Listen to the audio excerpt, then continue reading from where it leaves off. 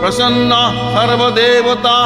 ॐ ह्रीं ब्रह्माणि ब्रह्मलोके च वैकुण्ठे सर्वमङ्गला। इन्द्राणी अमरावत्यम्बिका वरुणालये यमालये कालरूपा। कुबेरभवने शुभा महानन्दाग्निकोणे च वायव्यं मृगवाहिनी। नैऋत्यां रक्तदन्ता च ऐशान्यां शूलधारिणी। पतले वैष्णवी रूपा सिंहले देवमोहिनी। सुरसा च मणिदीपे लङ्कायां भद्रकालिका। रामेश्वरी सेतुबन्धे विमला पुरुषोत्तमे।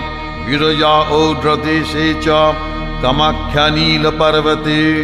कालिका वङ्गदेशे च अयोध्यायां महेश्वरी। वाराणस्याम् अन्नपूर्णा गयाक्षेत्रे गयेश्वरी।